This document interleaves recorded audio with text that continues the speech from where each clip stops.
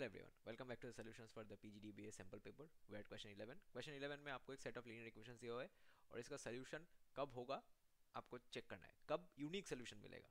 तो unique solution मिलने का क्राइटेरिया होता है कि इसका जो कोएफिशिएंट मैट्रिक्स है उसका डिटर्मिनेंट का वैल्यू नॉन जीरो होना चाहिए। जीरो होगा तो दिक्कत होगा, यूनिक सोल्यूशन नहीं आएगा। नॉन जीरो होने पे ही यूनिक सोल्यूशन आएगा।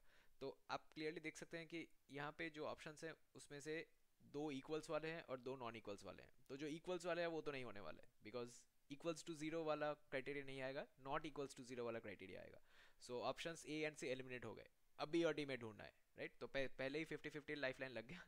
अब आपको दो ऑप्शंस में से ढूंढ के निकालना है। चलिए इसका कोएफिशिएंट मैट्रिक्स निकालते हैं।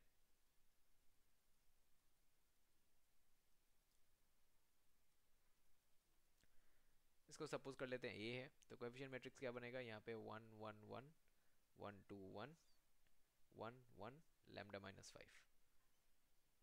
ठीक है, तो इसका डिटर्मिनेंट निकाल लेते हैं। डिटर्मिनेंट ए ये बन जाएगा 1 1 1 1 2 1 1 1 lambda -5 which will be equal to, यहाँ पे आप लोगों को साइन कन्वेंशन बड़ा ध्यान से अप्लाई करना है, नहीं तो गलती हो जाएगा।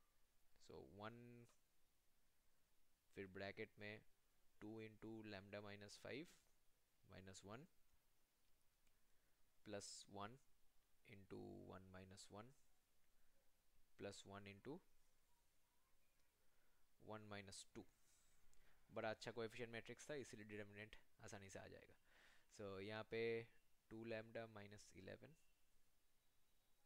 ये वाला पार्ट 0 - 1, सो 2λ - 12 आ रहा है, राइट। अगर हमारे पास 2λ - 12 एज अ डिटर्मिनेंट वैल्यू आ रहा है, सो ये वैल्यू नॉन जीरो होना चाहिए, right. For the system to have a unique solution,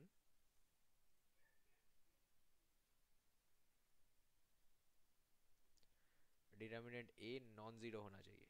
implies 2λ - 12 non zero, implies λ - 6 non zero, implies lambda not equals to 6।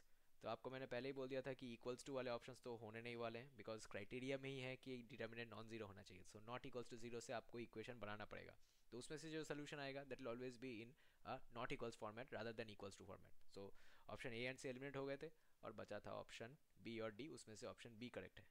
बहुत ही आसान सम है, आपको बस कैरेक्टरिस्टिक मैट्रिक्स कैरेक्टरिस्टिक इक्वेशन निकालना है कोएफिशिएंट मैट्रिक्स से, उसका डिटर्मिनेंट का वैल्यू इक्वल टू जीरो कर देना है और फिर लैम्डा का वैल्यू आ जाएगा। ऑलराइट, आसान क्वेश्चन था। यहाँ पे जस्ट आपको कॉन्सेप्ट जानना था और उसके बाद थोड़े से कैलकुलेशन थे। यहाँ पे एक ही गलती हो सकता था, अगर आपने डिटर्मिनेंट के कैलकुलेशन में जो साइन कन्वेंशंस हैं उनको इधर उधर कर दिया, तो होपफुली आप वो नहीं करेंगे। मैट्रिसेस एंड डिटर्मिनेंट्स का जो बेसिक है मैट्रिक्स, वो आईसीएसई में क्लास 10 में सिखाया जाता है और डिटर्मिनेंट्स हर एक बोर्ड में क्लास 11 में है। तो अगर आपको ये सारे पोर्शंस रिवाइज करने हैं इस अपकमिंग एग्जाम के लिए और आपको थोड़ा सा हेल्प चाहिए, देन ज़रूर हमारे कॉन्टैक्ट डिटेल्स पे संपर्क कीजिएगा, वो आपके सामने बैनर में दिखेंगे। You can drop a WhatsApp और an email on those addresses and our team will get in touch with you. और अगर आपको इस वीडियो के कमेंट सेक्शन में कुछ भी सजेशन वगैरह डालना है तो आप ज़रूर डालें, we will look into it and will get back to you. इस वीडियो के डिस्क्रिप्शन में भी सारे एग्जाम ओरिएंटेड डिटेल्स और हमारे इंस्टीट्यूट के कॉन्टैक्ट डिटेल्स रहते हैं, तो आप वहाँ से भी डिटेल्स लेके हमारे साथ संपर्क कर सकते हैं। कोई भी मैथमेटिकल नीड्स हो, आपको कोई एग्जाम के लिए आपको प्रिपेयर करना है, सिर्फ ये वाला एग्जाम ही नहीं, इससे रिलेटेड कोई भी और एग्जाम में आपको प्रिपरेशन के लिए हेल्प चाहिए, हमारे साथ ज़रूर संपर्क कीजिएगा। Will try to help you. इस वीडियो को यहीं स्टॉप करते हैं, बिकॉज आसान क्वेश्चन था, ज़्यादा मेहनत नहीं करना पड़ा। डिटर्मिनेंट भी अच्छा था, ऐसा नहीं कि कोएफिशिएंट्स उल्टे पुल्टे थे और बहुत बार डिटर्मिनेंट था, नहीं, एवरीथिंग वाज इजी।